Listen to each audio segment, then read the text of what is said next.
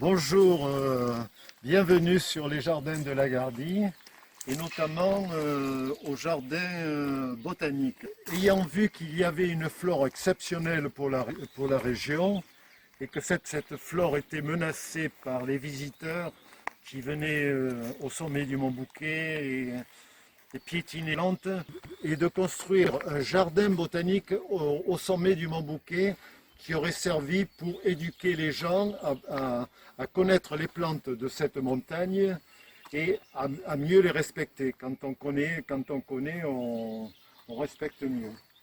Les Blandina m'ont parlé de leur envie de créer un espace de jardin et ils m'ont invité, si je voulais, ils m'ont proposé de partager leur passion et de créer un jardin à ma façon. En 89, nous décidons de créer les jardins et moi je prends la partie botanique. Et le site où le jardin botanique est fait maintenant m'a tout de suite plu parce que c'était une pente qui allait vers le sud, vers le Casselas de Rousson. Je choisis cet endroit parce que la pente était très jolie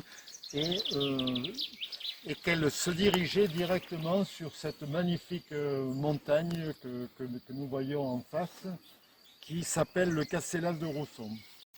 La passion des jardins m'est venue aussi de mon amour très jeune pour la garrigue. Et cette garrigue, je la voyais quand nous allions, par exemple, avec mes parents, vers Uzès.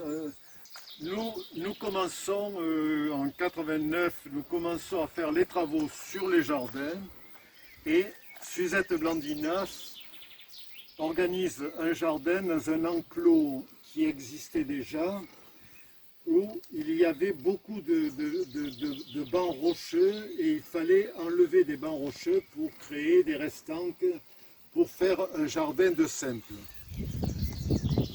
Automatiquement, en voyant les rochers, j'ai pensé que ça allait pouvoir me convenir et de me permettre, grâce à ces gros rochers, ces bancs rocheux, de faire des banquettes.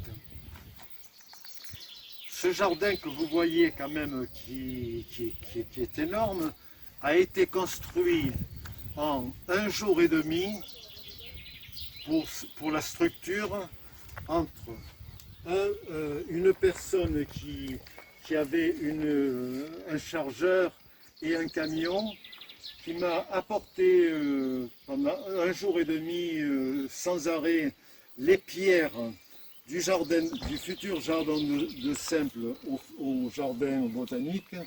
Et moi, je lui disais, mettez cette pierre-là, et progressivement, la forme du jardin s'est faite. Quand on le voit, on croirait, à l'heure actuelle, qu'il est naturel.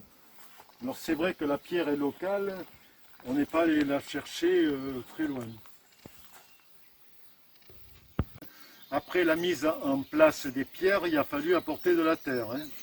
Donc on a apporté de la terre, on a créé des allées